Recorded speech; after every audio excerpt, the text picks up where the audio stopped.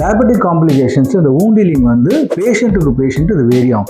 சில பேஷண்ட் வந்து சொல்லுவாங்க, நானும் ட்ரெஸ்ஸிங் போகிறேன், எனக்கு ஏன் இந்த புண்ணு ஆறவே மாட்டாங்குது, என்னோட கூட வந்த பேஷண்ட்டு அவருக்கு சீக்கிரம் ஆறிடுச்சு, 2 பேரோட புண்ணு ஒரே மாதிரி இருக்கானா அவருக்கு ஆறிடுச்சு, எனக்கு வந்து ரொம்ப லேட் ஆகுது அப்படின்ற ஒரு மைண்ட் செட் இருக்கும். ஒருத்தரோட உடம்பு வாகு வேற, அந்த இன்ஃபெக்ஷன் அதாவது அந்த ப்ராப்ளமான wound வந்து எப்படி வந்ததுன்றது ஒரு ப்ராசஸ் இருக்குது. ப்ளஸ் நம்ம அதை எப்படி மெயின்டைன் பண்ணுறோன்னு இருக்குது.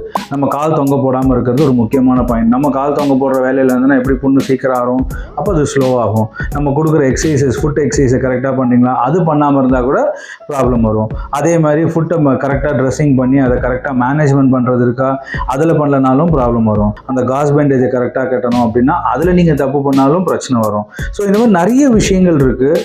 Not one reason. இந்த எல்லா விஷயங்களினாலும் தான் உங்கள் புண்ணு வந்து ஆறுறதுக்கு லேட் ஆகுது. கண்டிப்பாக ஈச் இண்டிவிஜுவலுக்கு அது வேரி ஆகும். கம்பேர் பண்ணாதீங்க. எங்கள் கிளினிக்கில் நிறைய அந்த மாதிரி கம்பேரிசன் நடந்திருக்கு. பேஷண்ட்ஸ்க்கு பேஷண்ட் ரெஃபரன்ஸில் வந்துட்டு வரும்போது இந்த மாதிரி வேரியேஷன் இருக்குது. கண்டிப்பாக பேஷண்ட்டுக்கு patient wound healing process vary ஆகும். Not wound healing any condition. ஒருத்தங்களுக்கு சளியே வந்தால் கூட 3 நாளில் மாத்திரை போட்டால் சரியாக போயிடும். சில பேருக்கு 5 நாள் ஆகும். இது வந்து உடம்பு வாகு வேரி ஆகும். ஸோ அந்த மாதிரி அதை கம்பேர் பண்ணாதீங்க. கரெக்டான ட்ரீட்மெண்ட்டை கரெக்டான டைமில் ஃபாலோ பண்ணி எடுங்க. 100% ரிசல்ட் வரும். தேங்க்யூ.